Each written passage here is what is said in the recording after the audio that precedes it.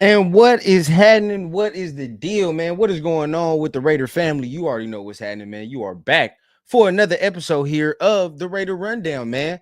Without further ado, man, we ain't got to talk too much. Y'all already see what the title of today's episode is, man. Week 7 preview, Chiefs week, right? It's the week before the bye. Can the Raiders get on track? Can we get some momentum before the bye week, man, and maybe turn the season around? Who knows? But without further ado, man, let's get this funky music started and let's go ahead and let's get the show cracking.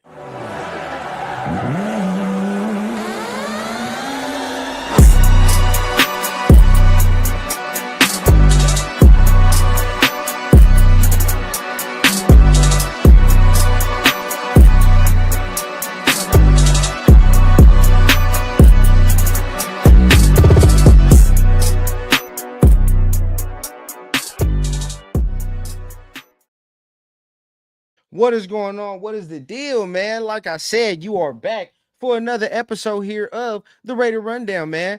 And right today, we have a very, very special guest in the building, man. Not only are we going to break down the offense, what's going on within the offense as well, but we're going to get it from somebody, Lens, who really breaks it down on film, man. Watches that all 22, really breaks it down at an incredible level. So without further ado, let's go ahead. Let's introduce our guest for today's show, man. The one, the only, Marcus Johnson in the building, man. What's going on, big dog? What's the deal? What's good, man? What's good? Man, hey, can't complain. As always, man, it's always a good show when we get to link up, when we get to tap in. But for sure, want to go ahead and start with the offense, man. You already know what it is. But before we do start with the offense and all the extra, I do want to give a shout out to all of my people that is in the chat right now. We got Dev Royal in the building. My homie, my dog. Appreciate you for tapping in as always, man. We got Mario Jr. in the building as well, man. What's going on with you, Mario? My guy, DJ. What's the deal, bro? What's going on? What up, DJ? Hey, man. And I got it on subscribers only. So if you are subscribing, of course, you're part of the family. But if you're not a subscriber, make sure you show that love. Tap in with the subscribe button, not only on the Rundown channel, but we always say it for our guests as well. If you're not subscribed to TDL, go ahead and join that family over there as well. But Kilpy, man, in the building, man. What's going on, man? How good are we? We rank like 26th out of 42 teams. Hey, man. We're gonna get to breaking it down for y'all for real, man. But y'all already know, got to give a shout out to all my people that's in the chat as we get started with this thing, man. So let's go ahead, man. Let's really break it down.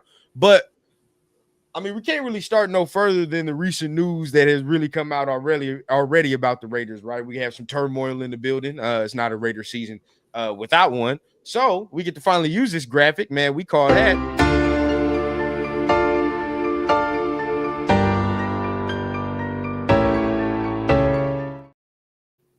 Raider Reese's, man. And basically what's going on recently in the nation, Jacoby on the way out, right? We getting the news yesterday that the Raiders are seeking a trade. All of a sudden, he's not practicing with the toe and the knee or whatever it was, and now you see he's not practicing for a second straight day. Even Chip Kelly with the I guess you could say misquote or whatever was going on, right? He said that Jacoby was practicing today.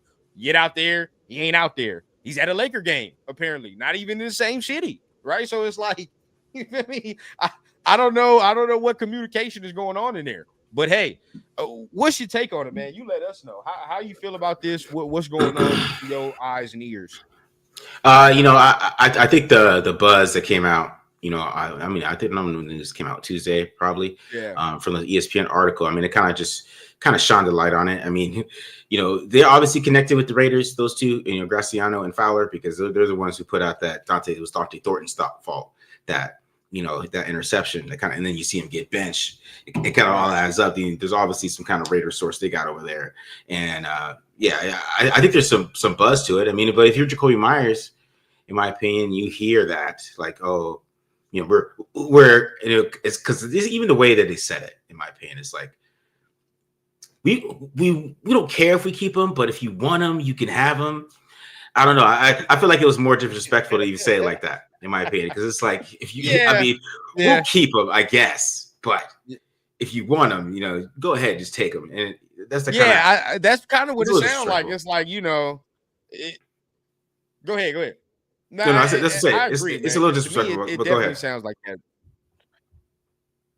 It definitely sounds like that to me, where it's like, I guess if y'all don't want him, I mean, I guess he'll be out here and he'll practice and we'll keep him. But honestly, I said it yesterday, man. They made it clear in the offseason to me that this was their feelings from the get-go. Because if they felt a certain way, they made priorities to re-sign certain people, right? And then we saw when it came to Jacoby, they continued to drag their feet. Even when he wanted to request a trade the first time, they was like, nah, we'll hold on to you. We just want to see what you do. So it's like they've had this sentiment from the get-go. To me, I think this is just a culmination of everything that's went on. Are you surprised that this is going on like this? Is like, as a fan, I would say, are you surprised that he wants to be out? Are you surprised that they are looking to trade him? I'm not surprised by it, because I feel like Trey Tucker's getting a lot better.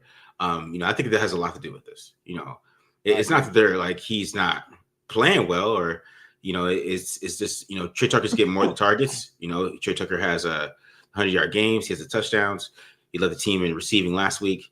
So he's led the team in receiving 2 weeks now, almost 3. I think he led the team in receiving against the Colts. So he's they can call the number one receiver all they want, but the stats add up to that. And I talked about this on the radio with Vinny, and Vinny was like trying to basically say like it's more about teams like covering Jacoby Myers, which I think it is a little bit. they are double teaming him, but it's still Trey Tucker is showing Yeah. that he can play. So it's more of that. And then they got Jack Besh already behind there. They like Besh, but now they want to get some more playing time and they want to move him inside. And then the bye week, you know what I'm saying, is coming up, and then Brock Bowers is to come back. So I think it has to do with one, Trey Tucker just playing a whole lot better, right? So the targets are getting down. He's not getting the same yards he was getting. He's not getting those same looks, right? Because Tucker's showing that he's more of an all-around receiver. He could do a lot of different things instead of just running deep down the field. So that is opening it up and kind of maybe changing their thoughts of how they look at this. And yeah, so I think that's a big perspective with them, is just seeing Trey Tucker get a lot better, knowing Brock Bowers will come back, Michael Mayer still get targets. It's just, is there enough targets for everybody? How they want to play too? Because Geno Smith only threw 23 passes last week, so it's kind of like it's just going to be a running control the ball. You get it at this point, football team, yeah, exactly. And I'm definitely with you. You know, I talked about this yesterday. I put out a video and showed the stats front and center, right? Jacoby Myers, he has 29 receptions on the year, and he has around 320 something yards, 29 yards, I believe, on those 29 receptions. But Trey Tucker has 24, and he has 350 something yards with 4 touchdowns, right? So it's like with less receptions, Trey Tucker is producing more. And kind of, I know I've seen you on Twitter, you know, and I've been saying it too, where it's like, I want to see his targets increase. I want to see him actually slot into that number 1 position. Now, I'm not going to sit here and say like, oh my God, he's going to turn into a Pro Bowl Tyreek Hill, but I just want to see what he can blossom into that role. You know what I mean? So I'm there now. I don't know about 1,000 yards so far, the way Geno playing and the way like you talking about, we controlling the ball. 1,000 yards might be reaching a little bit too high for the Sun. But you know what I mean? We might be able to get close to that 700-800, you know, range and get the touchdowns up at least. I think you'd be able to do that. What's your confidence in Trey now that he's probably going to have to slide into the number 1? You know, I have a lot of confidence in Trey. I'm a big Trey Tucker fan. I think he can beat press coverage really well, and he's showing that he can move around a lot, and that's what he's a deep threat, regardless. You know what I'm saying? It was he hit that. You know, he's had a couple of deep touchdowns already. He had a deep ball against the Colts, and he's able to, you know, get some good receptions against the Colts as well. Just move the football, just running better routes. Yeah, he's just become more of a complete receiver altogether. And then you add in some of the sweeps they like to do with them and how they want to move him around a little bit. He just becomes a versatile player that they really like. He's going to get a lot of touches, right? And, you know, just he's going to get the ball a lot more instead of kind of what he was doing at the beginning of the season, just running a lot of crossers and things like that. They're trying to fit different ways to get him the football in space. And, you know, I think there's a lot of growth with him as a route runner. And like I said, the releases were already excellent. So it's going to be, you know, sky's the limit for him as we go forward. So him getting better every year is going to be a big step, and we'll see how he gets better throughout the season as well if he starts getting more targets. That's where I'm at now. The big piece and portion of what we have to talk about with Jacoby getting traded, right? And finally we saw him a little bit more last week, although I don't even think he had a reception, but Jack Besh, right? Can Jack Besh elevate his game now that he's probably going to be slotted into that role, kind of the hybrid slot outside receiver that Jacoby was? I would imagine that. I would think that's where they're putting him if Jacoby's getting traded. What's your confidence level in that? For me personally, man, I'm the only one like in my circle and a lot of people where I'm like, I think he can perform. I like him actually. But a lot of people, you know, because of training camp, because of preseason, nobody's seen anything. They think he's dog water at this point. I mean, where are you at? You know, I like Jack Besh coming out of college. I have him in my top 5 wide receivers. So, I mean, I am not gonna, you know, I disagree with most people when they say a lot of stuff about him. So, what I would say is that like he was wide open for the touchdown against, but Geno Smith got a tip. No, you know, I wouldn't say Geno Smith got a tip, but it got tipped. You know, he ran some good routes against the Colts, you know, and he's very savvy too. If Geno Smith doesn't get his arm hit against the Titans, he has a catch. That was his one target, right? But I don't think we got to worry about him getting super targets this year. And I think it's more about like him just growing as a player And I think he's learning how to win in the NFL, learning to be that Jacoby Myers type of player. And I have all faith in Jack Betch. He catches everything, right? I mean, and like I said, he runs good routes. Like, and I don't think people talk about that enough. Like, he has a good release. He's not some guy who's just getting pressed up all the time. Right. He can win deep too. Like, I don't know where like the he must play inside thing comes from. I know Chip Kelly said that they want him to be more inside type of guy, but I think he can do both. So, he showed he could do it in college his last year at TCU, and he had over 1,000 yards on 60 catches. He dominated over there. So, like, and he went to the Senior Bowl and he balled out. So, like, him beating press and winning outside is just crazy to me. But I think that he can get up there and make it happen. It's just, just the targets aren't there. I mean, you have one target. It's one target. You know what I'm saying? Yeah. They ain't got to force the ball to him. They have other players that they can get the ball to. And like I said, they're not throwing the ball that much right now anyway. So you just got to get in where you fit in. And that's really where it is. For me, I've said it all the time, right? Now, everything you said, I echo 100% agree with. But just even on the simplistic way of it, it's like, to me, he passes the eye test, bro. It's like every time I've seen him on the field, right, and the ball is thrown his way, he's either open or he makes the catch. It's either a tough catch or whatever, and it's been every single time. Right now, there's been a couple times where maybe there's been a miscommunication, but it's very minimal. It's very minimal. So to me, man, I think I would like to see, we were talking about Trey Tucker's 24 targets. You would think his snaps or his receptions increase. I would like to see 24 thrown to Jack Besh's way. You know what I mean? See what he can do with that 24. Now, the Dante Thornton experiment was ran long and heavy at the beginning of the year, which, okay, first 2 weeks, whatever, you want to see what that is. He made a play against the Patriots, so you understand. But as like the weeks went on, to me, I think the offense needed more of what Besh could provide. I mean, Thornton to me is not refined enough right now to be getting major snaps. I mean, how do you feel about that? Yeah, I think Dr. Thornton, his issue, wasn't even really the route running, in my opinion. I mean, I know that there wasn't too much of what I would say great routes, but he was winning deep. I mean, he was beating people in press to get deep. It's just his willingness to catch the football isn't there, in my opinion. I don't know what that's about. You know what I'm saying? Like, and like even coming back to the ball and causing a penalty, you know what I'm saying, on underthrown ball, like it wasn't there. It was just like that. I don't know, that ability just to want the football in the air with that like size, it's just not there, right? So I mean, because we got to keep it real. Like even Geno Smith threw that ball to him against the Colts on 3rd and 17. I don't know how he doesn't catch that at 6'5". No matter, you know what I'm saying? You're 6'5", like no matter what, you have the leverage here. I don't care if it's a little underthrown, like you got to get your hands up or something, or I don't know, be physical at the catch point. You don't see that from him, right? And I think that's when you're trying to win deep and you're a win deep guy, right? Especially at his size, like not every ball have to do that, right? Not every ball is gonna be perfect to you. I mean, like Trey Tucker, you got to get it a little bit perfect, right?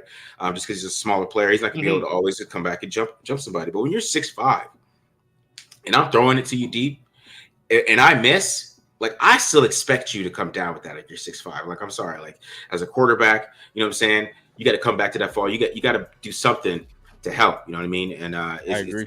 The deep pass is one of the toughest passes in the league, and he just wasn't doing it at the catch point. So what are you out there for at that point? You know what I mean? That's where I'm at, man. It's like I talked about it, and feel free to disagree if you do, but I talked about it. To me, right, because we watched a lot of Geno Smith with the Seahawks. He had two important players, right? He had JSN, and then he had DK Metcalf. Now with JSN, you have some similar type players here that's kind of like JSN, not all the way, but you know what I mean, similar enough. You can kind of replicate, but he don't got no DK Metcalf, right? Where he's throwing Thornton DK Metcalf type of footballs, where with DK it's damn near 80-20. You know what I mean? You could damn near argue that sometimes because of his frame, because of what he does. Thornton is 6'5". When you throw those type of footballs, you're expecting that same type of result pretty much if you have that type of frame. But his, like you saying beautifully, to me, his catch point, it ain't there. Now I made jokes about it, but to me, I was dead ass serious. I want to know what his vert was. What is his vertical? Like 29 inches.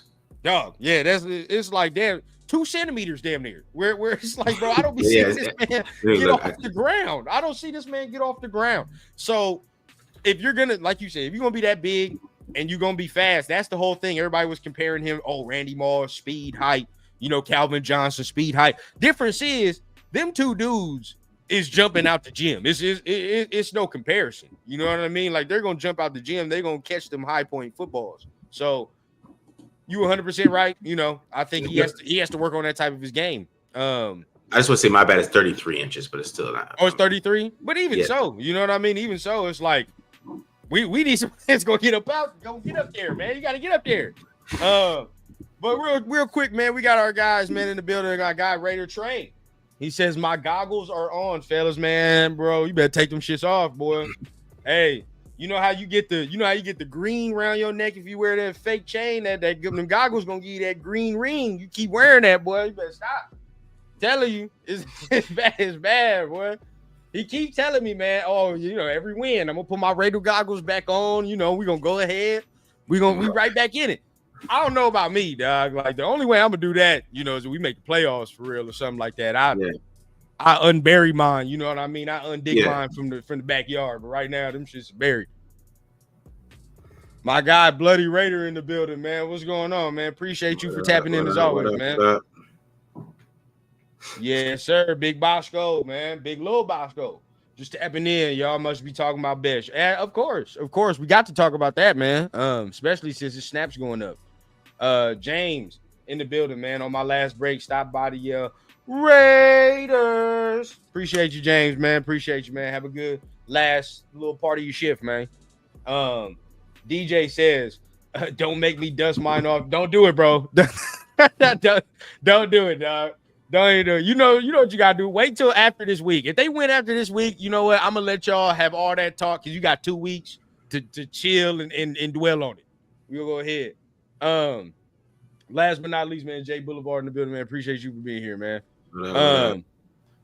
So, man, let's go on to our next little topic, man. So we talked about Besh. We talked about, the receivers a little bit. Now we going with the young movement, which I like at the end of the day. I think that's the route we needed to go anyway. Go with the young movement. But the movement that's not young, that is really making the most mistakes, honestly, is the quarterback position. Okay. Mm-hmm. So my question to you, because of course, I watch a little film, but you break it down at a different level. What the fuck is going on with Geno, dog? What is this? All right, because we were sold a lemon. All right, we watched all that Seattle film. We got excited. We said, okay. And then he got here, and it's like he forgot how to read coverage and throw the football. So it's like, I say it all the time, bro. Everybody in the chat know what I say. You play Madden. Soon as you put on the Raiders uniform, -10 morale, -10 attributes. The shit goes down. The accuracy, everything, dog. Like, it's like, fuck. We can't get nothing good. So, I mean, what's going on, bro? What are you seeing? I see the same player from Seattle without the accuracy. He's just inaccurate as hell this year. I mean, that's really what it is. I mean, I can get into like him being late and not anticipating all the time and some of those things, but a lot of it is just he's missing. He's missing throws that he would usually make. Like, before against the Colts, right? I mean, it's 14-3. They're driving on the field. They got, they had the block punt, kind of led to a touchdown. So, it put some negativity, but they're going on a drive, right? Go back 14-10. Right. Makes that throw to Trey Tucker. Then he has a quick little easy out to Tucker. Next throw, he just completely misses it. And then the next play is tipped and it's interception. You know what I'm saying? Or like even the interception plays against the Bears, like that first Bayer interception, he missed. And you even see it on film, and Jacoby Myers tries to give him a little shoulder, right, to try to break it up. Which, I mean, you can say it's a bad effort. Maybe just dive, my dude. Right. But, you know what I'm saying? Or do something like that. But I guess you can get popped in the middle or whatever. But he missed, though. He's missing these throws all the time, man. And that's the big issue. I mean, we get, like I said, we can get into all the other stuff. I think some of the other flaws that he has were being made up the last couple of years with the accuracy that he has shown, right? Okay. Because if you're late and you have his arm talent, you can fit some throws in there if you're accurate. right? Right. If you're Okay. you're hitting those throws, you could do those things. But I think now that he is not accurate and he has some of those flaws, that's where we're seeing the bad play, and that's why we're seeing more of the interceptions. And now we're seeing him at a point where he's kind of nervous to throw downfield and try to test Mhm. the accuracy. Just like at the first sack of the game last week, he has Jacoby Myers. Last year, I feel like he throws that ball, but it Mhm. was kind of tight coverage. It would have had to be the great throw, but I feel Mhm. like last year he throws that football, right? Yeah. And now he's like thinking about it a little too much. So he's in his head. He's an emotional player, right? I mean, we all know Yeah. that. I'm saying, he blocks people and stuff like that. So he's Yeah. an emotional guy, right? Yeah. He's not. So his emotions are can go up and down, and that's what we're seeing. We got to get his emotions back up. I think he played pretty well last week. Just like besides the bad interception, but I mean, he looked he looked like where if they play like this and they run the ball really well and they keep it the chains moving, and they're good on third down, they keep it a third and short, that you could work with it. He just got to get his confidence back, and maybe that'll fix his feet and all that stuff. But yeah, it's a little mental too, man. Yeah. So okay, a lot of questions stem from that, right? So from first question that I have from that, Okay. can this improve? Right? Is this something where we have to worry? Because this is where I get right, where it's like, okay, if you lose arm strength, right? I know that it's for sure. You just getting older. You know what I mean? You getting older. You don't have what you used to have on the football. All right, cool. That's different. We could work with that. You know what I mean? Because at that point, you could kind of maybe scheme around that a little bit. Like I know your arm ain't that strong, but inaccuracy, that to me, how do you improve that? How do you hope to improve that? Is that confidence solely, or like what's the deal? To be honest, like it is confidence to me a little bit because it's him messing up like his feet and stuff like that, or not finishing through a throw like he used to. He's out there thinking too much. He's really just Right, he's not just playing quarterback like he right. was kind of like he was in Seattle. And since that confidence is gone, then the way that he's filling in the pocket Mhm. is kind of fishy. So the feet are a little bit messed up. Maybe he's worrying about something you need to be worried about. Um, and those type of things are really happening right now. But I thought that last week he was a lot more accurate than he usually was. Right, this past Mhm. for the most part, and I think it's because he's starting to trust the offensive line because they're starting to play a little bit better the last few Right. weeks. And since they're playing a little bit better, he's starting to trust it again, and not expecting them to just lose automatically. So I think he's starting to get some of that accuracy back a little bit because he did have a nice throw on a dig route to Myers, but kind of threw it back shoulder when the safety was coming down. Like that's the stuff he used to do at Seattle all the time, right? Right. I haven't seen anything like that. I haven't seen an accurate pass like that all year, really. I mean, besides week one, there was some accurate passes like that, but not that precise. In between Mhm. coverage, throwing it back shoulder when a guy's on a dig route, forcing him to stop. Those things weren't happening throughout the season. So I hope what it is this past week where you see him just feel a little bit more comfortable, Right. we'll start to see his play rise. I mean, and because the reason that they're 2-4 is because Geno's not playing well. I mean, we keep 100%. real, right? I mean, if you think about it, like just a Bears game, if he just has just, I mean, he just makes the throw to Dante Thornton. We're okay. We're okay. I'm telling like I really do feel like and I saw Yeah. your live. I believe it was either after we lost one of these games or whatever, but I watched one of your lives and you said something that I it hit home for me where it's like there are some times where this team looks like, man, you know what? If the quarterback just playing all right, we'll walk around, we'll win some games, dog. Like because the defense is playing out of their minds to me. And I mean Yeah. like minds to the point where it's like because I thought they were going to be garbage, like Cowboys Hmm. garbage. Where I'm like, all right, bro, we about to get ran through. But like we're actually one of the better defenses in the league. Up to this point, it's 6 weeks of data I can go on. We getting turnovers and all the extra. You know what I mean? It's like I like what I'm seeing from them, but it's just like once again, the offense is not holding the weight. Hmm. Was just a little bit better. I think we'd have at least one more win in the column, at least one. Um, Hmm. okay, going forward, right? Do you feel that? we need to go the approach that we did this last game, where it's like we kind of, Chip was kind of like, all right, Gino, you only throwing 20 something passes. He did that. Did he do that against the Bears? I mean, shit, Gino threw like 21 passes against the Bears, 3 interceptions. Yeah. So He's not throwing that much. It's like, goddamn, like, what am I supposed to call? So at this point, is that the game plan going forward until you feel that Gino's confident enough where it's like, all right, Genty, Mostert, it's on y'all backs? Yeah. It's a Genty world at this point. I think they kind of figured that out. We're gonna be riding Ashton Genty just till the wheels fell off this rest of the season. I think they're trying to mix it up, but after when the Bears game started and he was on the field, they're like, okay, that's not gonna work. He's our best player. We got to make sure he keeps getting the ball, right? Because he's the best player on offense right now. Till Brock Bowers comes back, they got to keep giving him the football. I mean, they've won 2 games this year. They had play action passes over 35%. So that's a key factor that they got to keep going to as well. And if they don't do that, then everything else is going to kind of fall apart a little bit. So they got to make sure they keep running the ball. They got to make sure Gino just gets the ball out of his hand quick because Colton Miller's out. They got to keep running the offense like they did against the Titans. It's just they got to be better in the red zone. Like, if you think about it, right? I mean, if they're just better in the red zone and Gino doesn't throw that interception, they score more than 20 points because Gino they were like inside the 30 when he threw that interception. So like they were moving the ball on the Titans.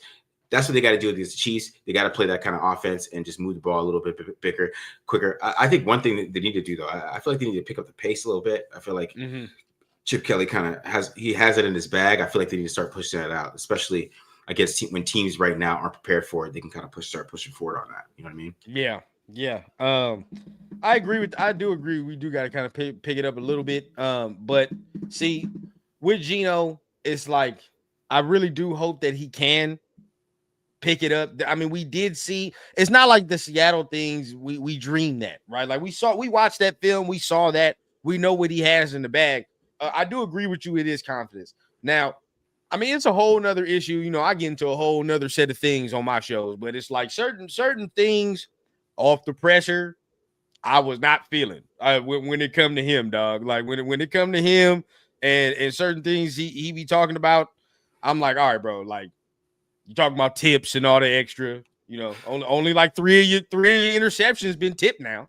You got 10 of them. All right. So it's like we got to do the math somewhere. All right. We can't just fuck around and just make excuses. Like to me, bro, it seems like there's a lot of excuses that come out of the building when it comes to the quarterback, right? Just personally, even with the coach and all the extra coaching staff and all, it seems like a lot of excuses are made. I mean, do you feel that sentiment, or it's like, they're just protecting their guy?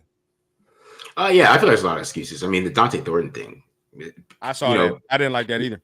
Right. I mean, Gino said something about it, and then Jeremy Fowler said something about it, and I was thinking, like, dog, come on, man. I don't care what route he would have ran there. That's intercepted. Like the linebacker was going to intercept it if the corner didn't. So like that was my thing. Like, what are we talking about here? If both guys are going to intercept this and they're both in the same spot, that's on you. I don't know what route what was he supposed to do? Was he supposed to come back inside? Like, he didn't run the route right. Okay, dog. All right, man. And then some of the snarkiness, in the press conferences and all the extras. Like, all right, bro, look. If you was playing well and nobody's saying anything, you know what I mean? We're not telling you a goddamn thing. We're exactly sitting here and we're shit. Everybody praising you. We're kissing your ass. That's what you want us to do. We kissing your ass and all the extra. But most of us cannot lie and watch like you and I do, especially you. You watch the film. It's like what the hell we look like saying like, oh, it's all right, Gino. You'll get it right. You're playing well. No, he's not playing well. Motherfucker's getting intercepted now. Like. Are these interceptions that you're seeing, right? Are these basically, we can't put it no other way. Are these what the fuck interceptions, or are these interceptions where you're like, all right, dog, like if you just correct these, like it's all right. Maybe these are bad luck, like he was saying. I wouldn't say they're bad luck, but I would say, yeah, they are what the fuck interceptions. Okay. And for like, if he was a rookie, like if it was Michael Penix, throwing some of these picks, I would feel a lot better about it. Okay. You know what I'm saying? Right. That's how I would look at it. Like that, they're very amateur interceptions.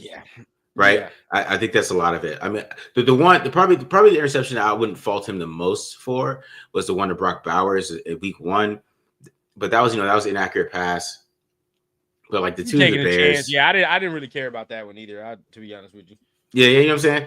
But like the two against the Bears, I mean, on the same concept. I mean, you got to see that, right? Yeah, And you got to see that because you have to understand these coverages and what you can't let Kevin Byard, bait you twice into throwing the DAC. Like he's too smart for that. And it's like things like that is what bothers me because he's supposed to be 35 and you can't be still reading things like a rookie. Like that's what I'm saying. Like, come on, man. That's what I'm like. Yeah, if they had Michael Penix and those things were happening, I'm like, damn. He's like, okay. Maybe next time he's gonna understand that. Exactly. I could feel better about fixing it or something like that. But like, he's 35. It's like, damn. What are you supposed to do? Like, I get you, and I've been saying that same goddamn thing, bro. It's like the interception with Byard. Looked like the same goddamn interception he threw to Gilman in week 2. And I'm like, bro, like, you talking about we watching film? What film? Because we throwing the same damn interception, bro. And it's like, he damn near threw another one. Same concept this week. Same thing. So it's like, even the interception last week was ugly. Very ugly to me. Where it's like, dog, what are you looking at? What are you seeing?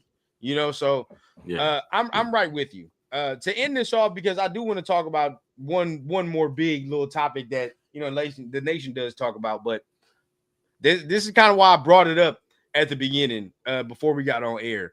Is it time for us to invest in that position in the draft, or is it like it's not this year? I think so. I think it's time to invest in that position, just because. I think they need a fresh face in here. You know what I'm saying? Like we kind of have the retread thing.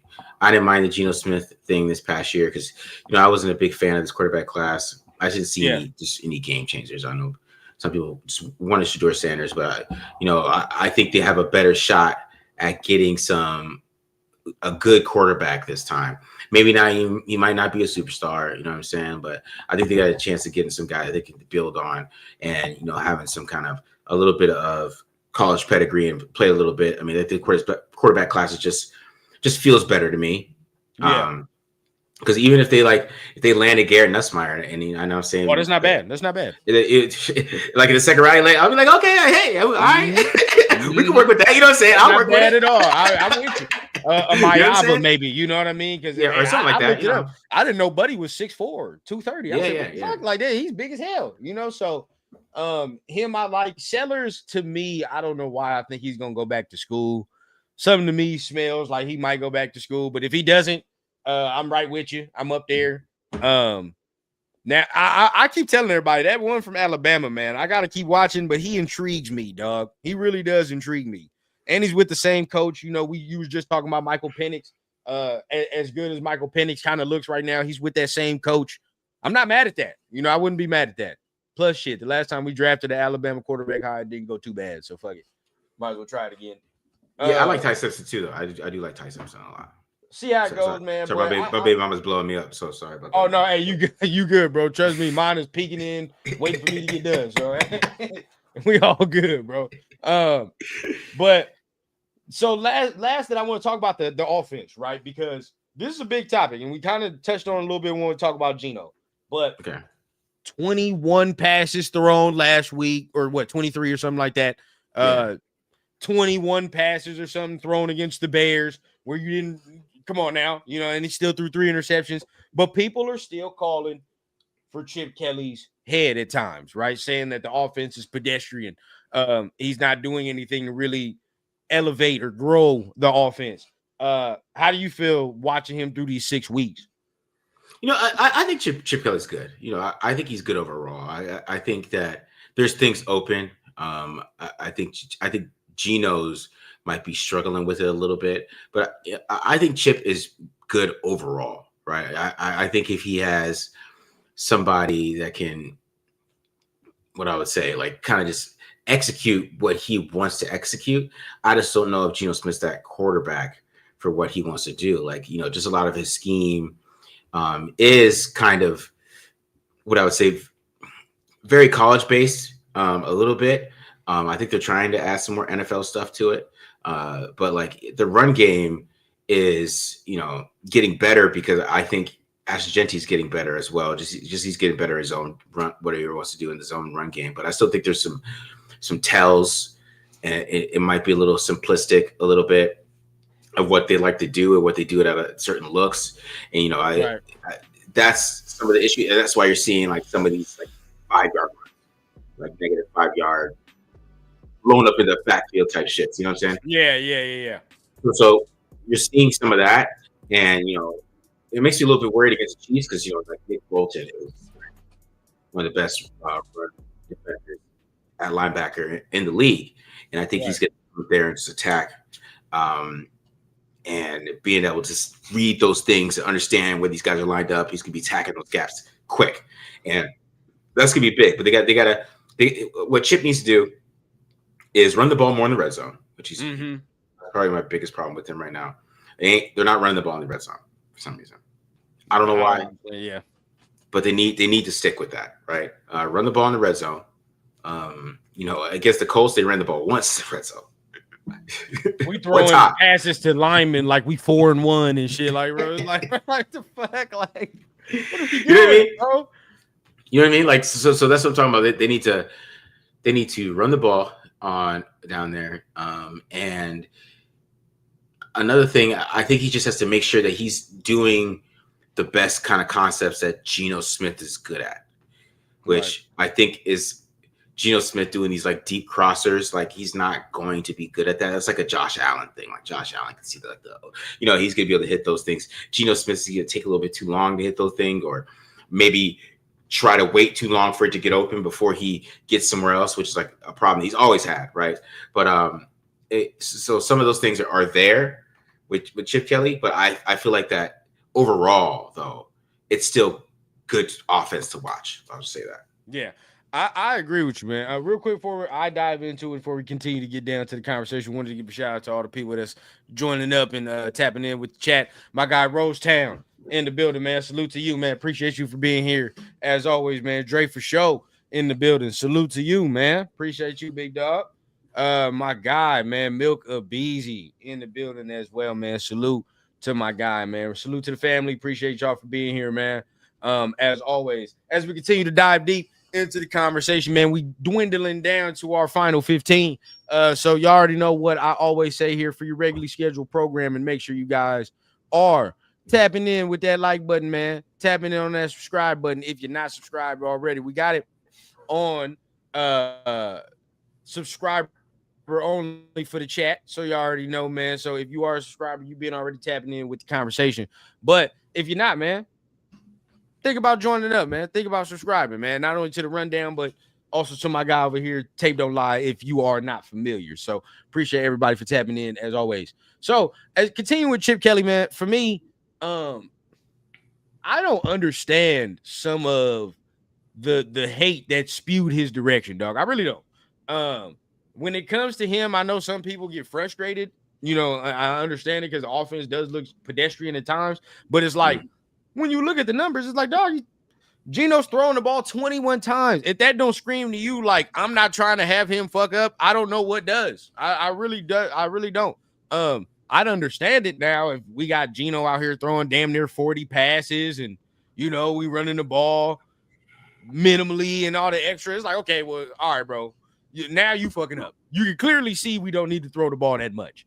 But what is he supposed to do? It's like, dog, he's been trying I feel like since the Chargers week, he's been trying to say, like, all right, dog, let's take the short stuff. Let's work with what the defense is giving us.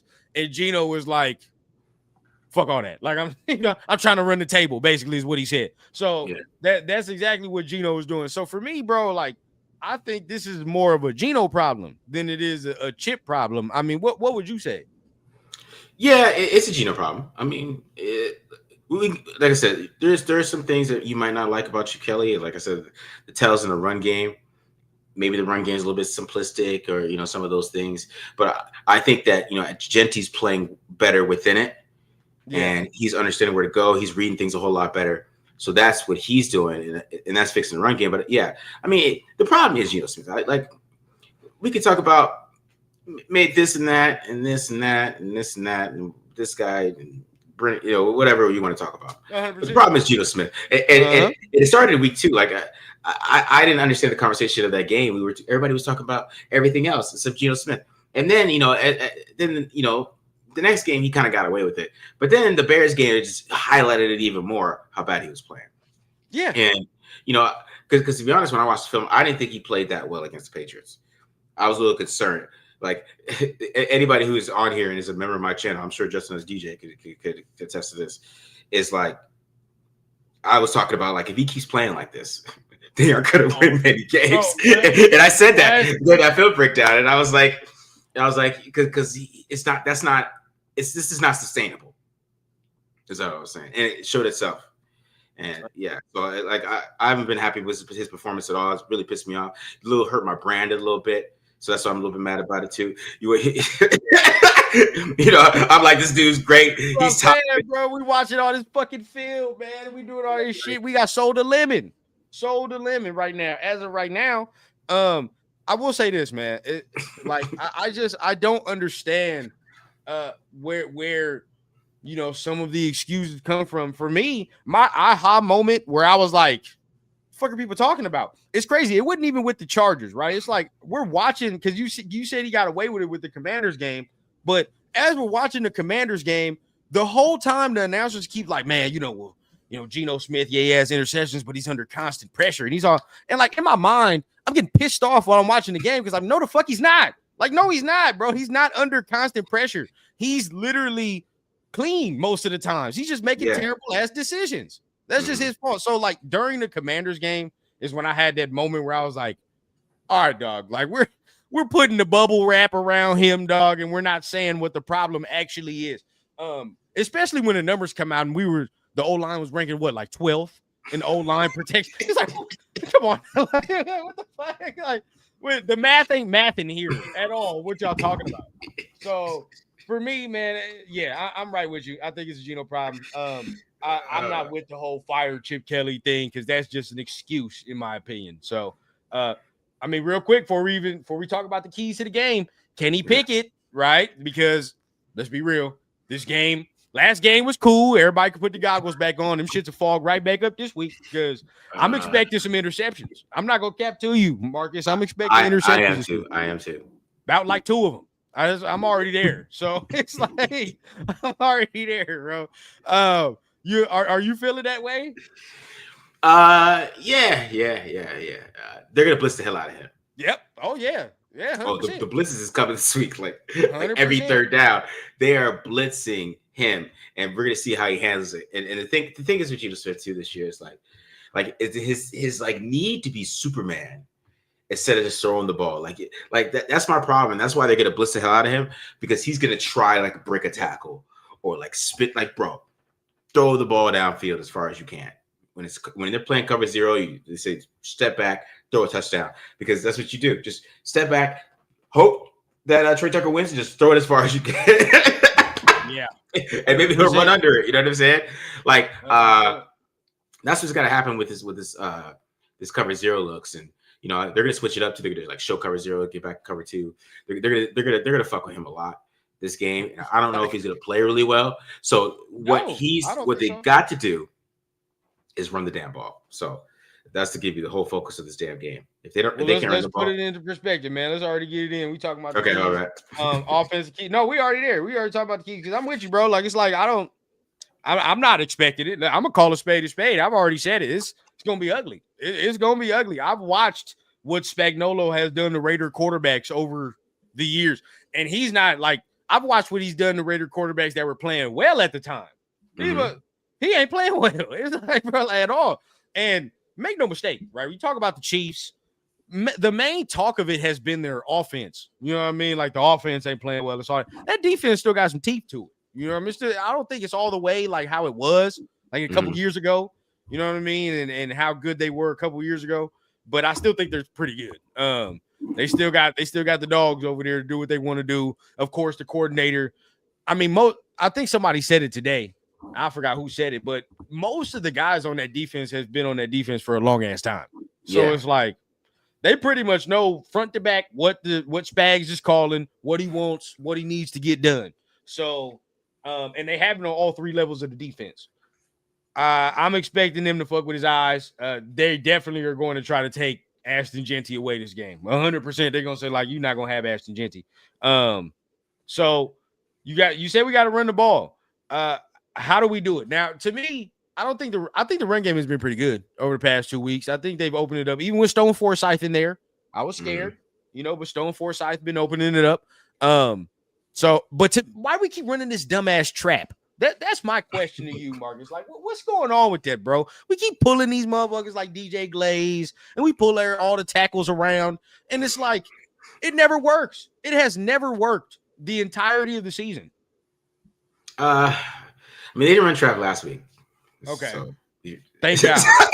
Thank God. So hopefully that continues.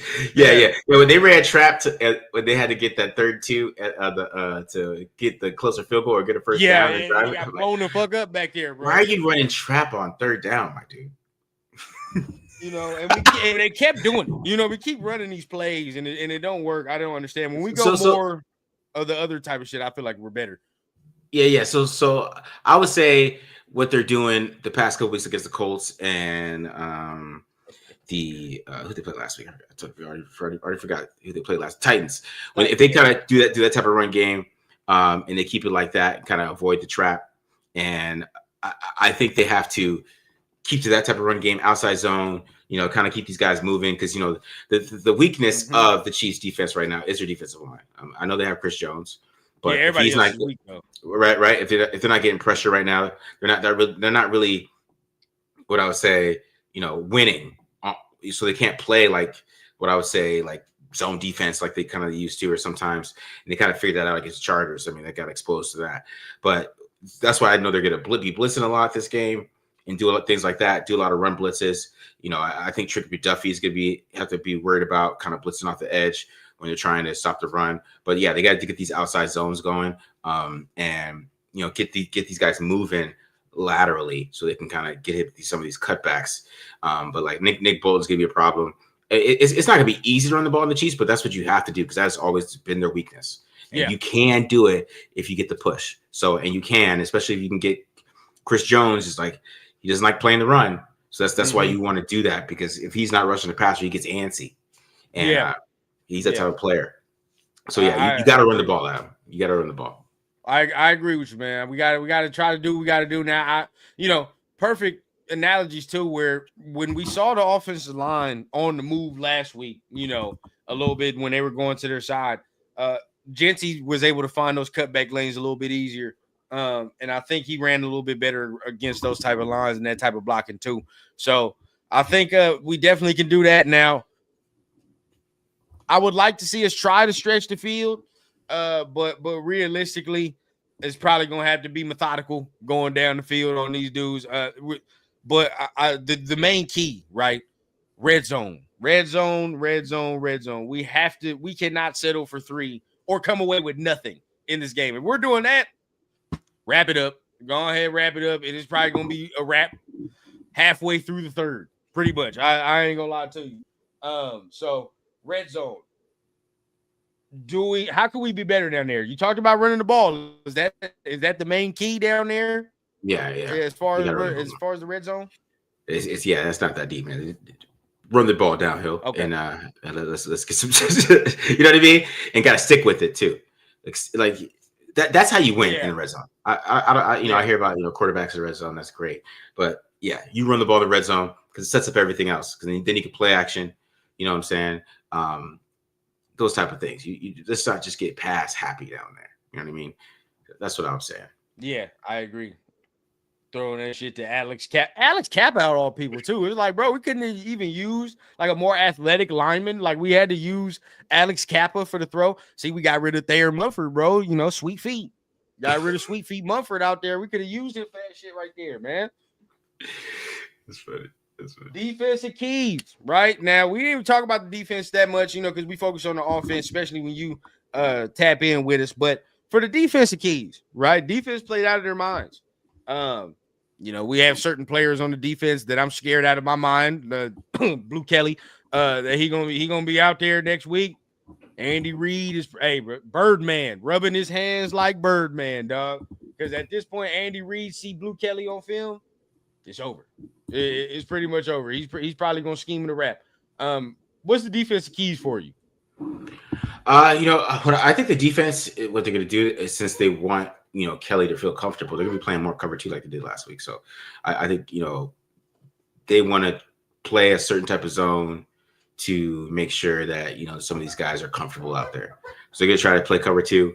They're going to, I think the cover 3 is still going to be there. But my worry for this game is you're worried about Kelly. I'm worried about Devin White in this game. Oh. Hey, now we praising him, and I let people live because he had a great, nice little game last week. But there was some missed tackles mixed in there that we just kind of shoot to the side a little bit. Yeah, they're gonna attack him. So that's I think it's the main thing. Okay, they're gonna attack him. But what I also say with this game, I think this is gonna be the game where we see why they brought Jeremy Chin in, because I think Jeremy Chin is gonna be covering Travis Kelce all game. I don't know how they're gonna do it. They're going to figure out some way to kind of make sure that he is all over Travis Kelce. He's getting his hands on Travis Kelce. That's why he's here. Let's keep it real. Yeah, Jeremy Chin is really good at guarding tight ends. He's really good at guarding tight ends as a safety because of the size, and he can hang with them. Wide receivers is a little different inside the slot. But yeah, probably all the shit you saw, the training camp about him playing in the slot. We haven't seen him play in the slot all year. You know what I mean? Like one time against the Patriots, he got cooked and it was over. Yeah, he played in the slot all year, bro. Yep. But this game is why, and I know he gave a touchdown to Tyler Warren, but that was kind of like he was still kind of outside leverage. I expect him to be like pressed up on Travis Kelce all game. Like I feel like that's going to be the game plan, and we're going to be seeing a lot of that. As it should, man. I mean, you're right. That's what we brought him here for. I think, maybe I'm wrong. Maybe last year they was kind of trying to use Merrick in that fashion, but Merrick's not as big as a player as Chin. You know what I mean? So now you get that more athletic profile. We can definitely do that. I'm with you. I don't know, man. Just me.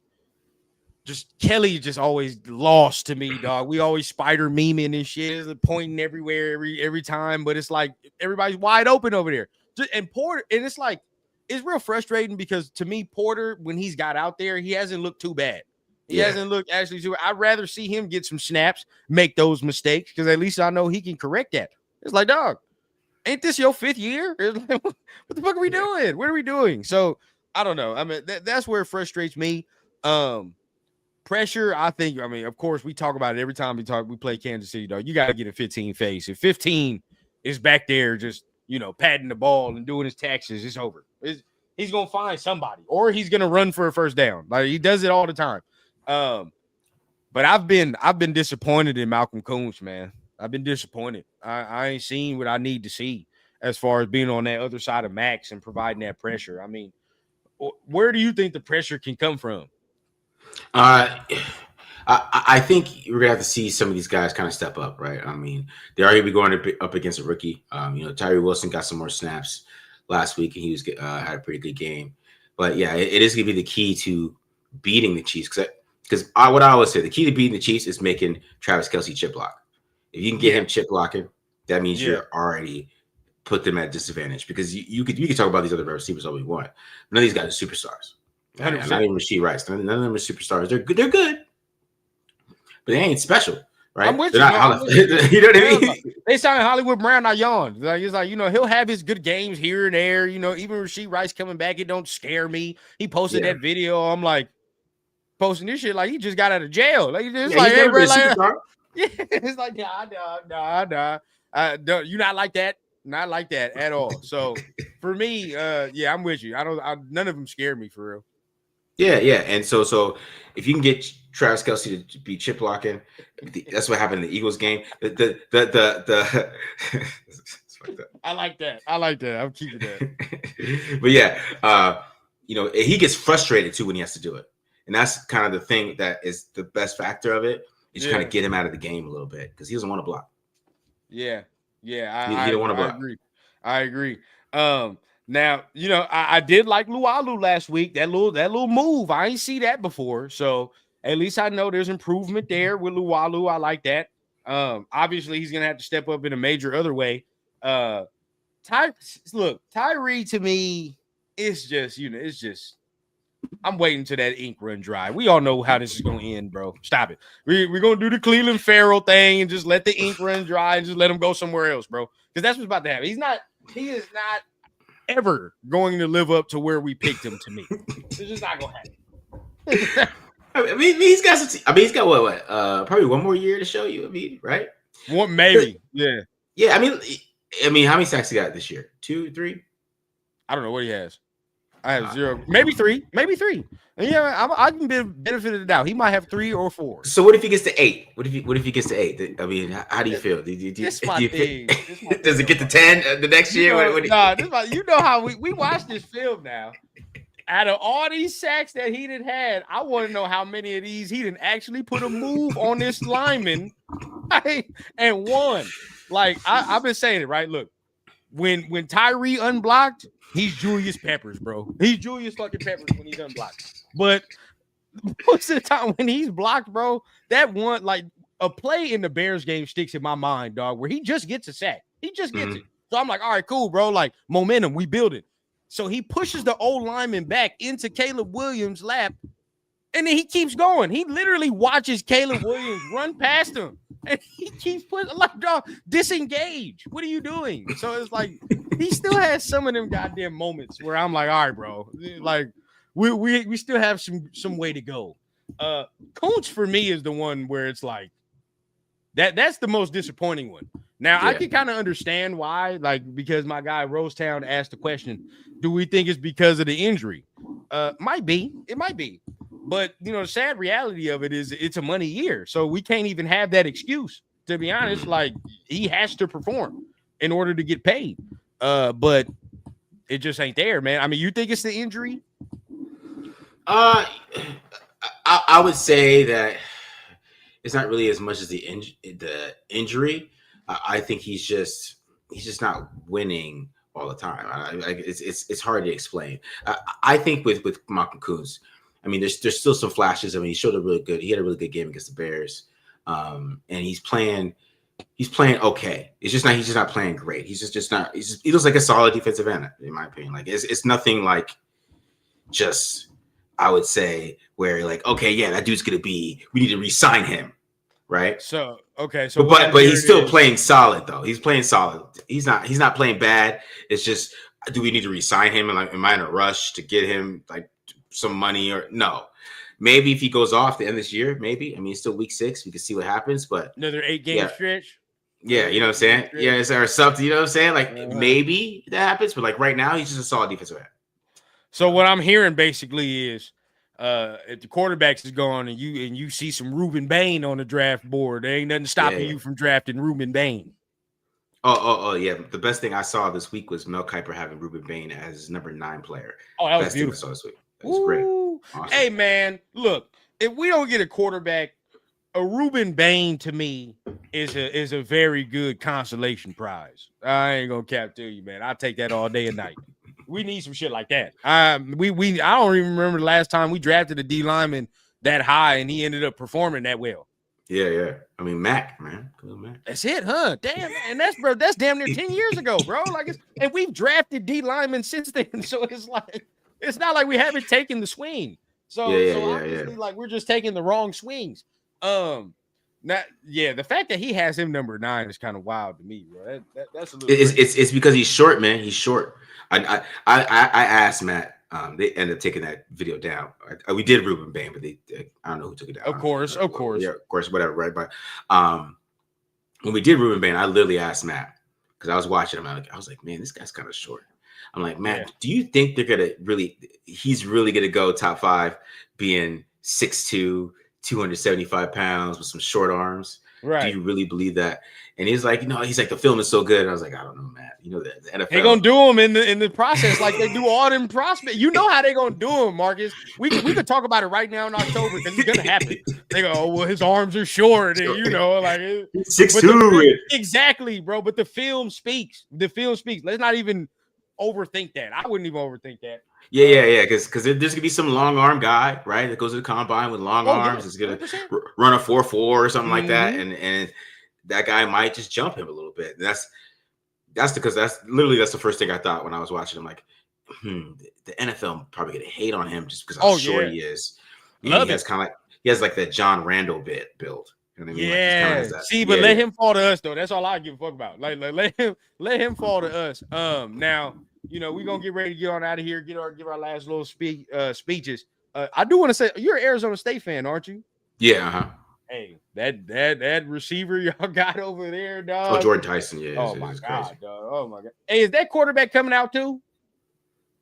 I wouldn't take him, but I don't know. Oh, okay. The fact you a fan and you saying that that's all I need to know. For college, he works. For the NFL, hell no. He be making some throws where I'm like, oh shit, like that's crazy. Yeah. Most of them be off script. I do say that. I watch for college around. Yeah. For college, it could be a tough run for the first downs, hitting Jordan Tyson when you can. Yeah, that's fine. But the NFL, nah. Okay, yeah, that's all I need to know. And you a fan too, so that definitely tell me extra. Jordan Tyson though, he's dog. He's basically Drake animal. Basically Drake London. Yeah. If y'all would have had him last year with that playoff shit, now I see why everybody was talking about him while he was on the sidelines. I'm like, why the fuck are you talking about this dude? I see now. I see that. Yeah, he can ball, man. We do need to take a receiver though. I think in this draft, some way, somehow. We gotta take him. Indiana. I don't know if you ever seen him. Elijah Surratt. 13. Is it the Surratt? Yeah, Surratt or something. Like yeah. He balled, man. He did nice. his thing. He's nice, man. Hey, now any Ohio State motherfucker, I'm taking the flyer on. I don't care. Carnell Tate. Carnell Tate's really good too. Yeah, Just go ahead, draft him, dog. At this point, any Ohio State dude, them USC ones too. You know, Mike gonna make his little selection up in here. That lemon and all that. I take them too.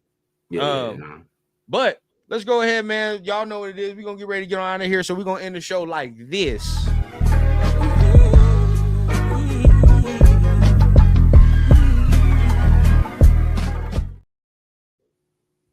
Man, we're going to go ahead and break it down for y'all with the rundown, man. Final thoughts on the matchup that we have for this week. Now, usually, you know, we look at the injury report and all the extra, but we pretty much know who might be on there.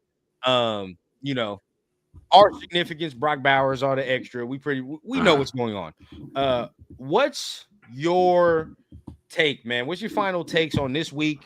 What you feel, how it will go? I mean, all honesty, man, and then just wrap it up for us.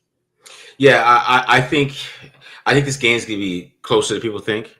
But you know, I think Geno Smith's gonna make too many mistakes and it's gonna cost him the game. And like Patrick Mahomes is basically gonna, you know, do his Patrick Mahomes thing and kind of keep them where they don't lose the game, but you know, they end up winning the game in some kind of ugly fashion. I think this game is gonna be a whole lot closer than people think. I don't think the Chiefs are gonna come out there and just blow the Raiders out. Patrick Graham, I was looking at this while we were talking.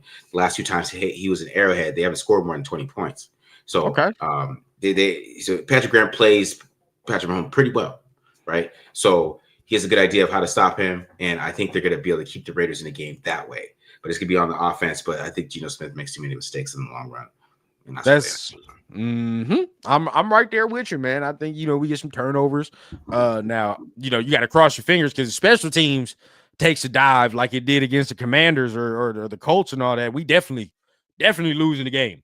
We're definitely losing the game. But you know, I do have this feeling that it will be close. I don't know what it is about the Chiefs. You know, we always end up playing them pretty well. So we just match up well. So I think we will play them closely. But like you said, man, there's gonna be too many mistakes on our end, man. Too many mistakes. Spags is gonna force it. He's gonna make Geno try to play that hero ball, and there we go. So going into the bye, that would make us 2-5 going into the bye. Ugly. And then that pretty much cements like, yeah, Pete, it's time to play all the young dudes, rebuild. At that point, bro, we're not going anywhere. We're not doing anything. Yeah. So that's kind of where I'm at. We usually don't do no score predictions, man, because I suck at those number 1 and 2, man. At the end of the day, I don't. When it comes to the Raiders losing, I'm not trying to do no fucking score predictions on us losing. So I will say that. Yeah, hey, you know what? I'm gonna let you come in here and talk your shit, Chiefs, again. I'm gonna let you come in here and talk your stuff. Nothing we can really retaliate with. I'm gonna be honest with you. It's like I really want to talk shit to their fan base, but I can't. You know, Chargers, I can. Broncos, you can. But with the Chiefs, you just got to be like, yeah, you're right. You know, we suck. We fucking, we fucking suck. At this point, bro, it's like, I don't know. You know, everybody brings up, oh, well, you know, we beat the Chiefs with less talent. You know, we did this, we did that. You know, our quarterback didn't complete a pass in the second half. So it's like, how sustainable is that success? Beating them, I don't see it. We could have beat them last year. I will say that. We could have beat them last year. Yeah. They didn't fuck up that snap.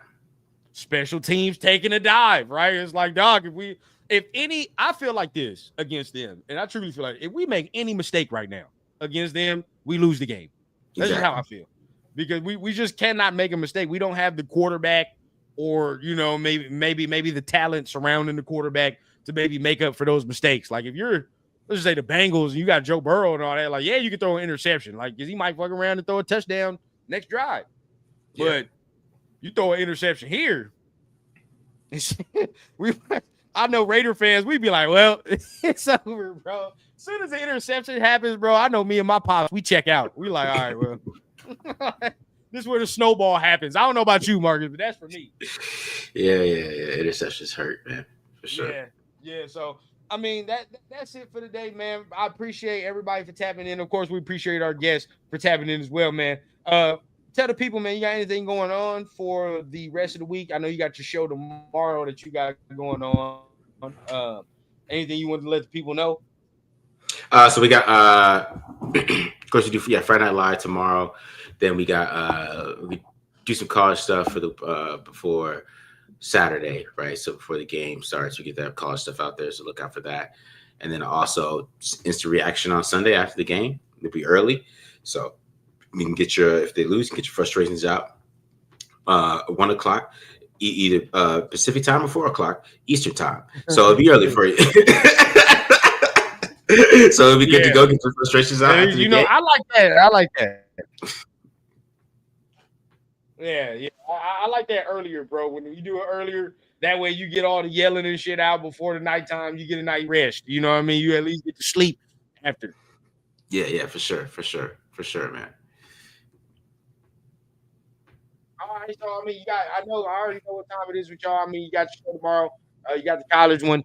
Love the post games as well, man. I love the disgust that I see on y'all faces after we lose some of these games, man. I can definitely tell, like, it hurts because I know y'all gonna have to watch that film. I know what I got. Like, yeah, man. The films are awful sometimes, but you know, that's what I gotta do. I do what I gotta do, man. So people want it, you know. I gotta make sure that I at least watch it. I might not chart it this week if it's bad, but I gotta at least watch it, get an idea of what's happening. You gotta put your eyes on it. You know what I'm saying? Yeah, at least. I feel you, man. Hey, so we appreciate my guy as always, man. But that's why we appreciate him, because, you know, even it's been some ugly years of film watching, but yet we still show the dedication as always, man. So tap in with his channel if you have not already. But for me, y'all know what it is. Tomorrow we might have some blunts and breakdown content for you on the Chiefs as well. So if you want just a little bit extra of the film watching in a little different view, tap in with us as well. But, you know, I always encourage go to Marcus as well to get extra film content. But we have that. Of course, you know me. I'm off till Sunday, right? Sunday now. I ain't got no show on Saturday, but Sunday you'll have me and Pharaoh for our post game reaction as well. So we'll be doing that after the game. So that'll be tough. But until then, man, y'all know what I always say here, man. We keep it authentic from the clouds to the ground on the Raider Rundown. I'm gonna see y'all on Sunday, actually tomorrow and Sunday. But until then, y'all know what I say. Be safe. Be all the extra, man. Have a good weekend. Love y'all, and I'll see y'all next time. Peace.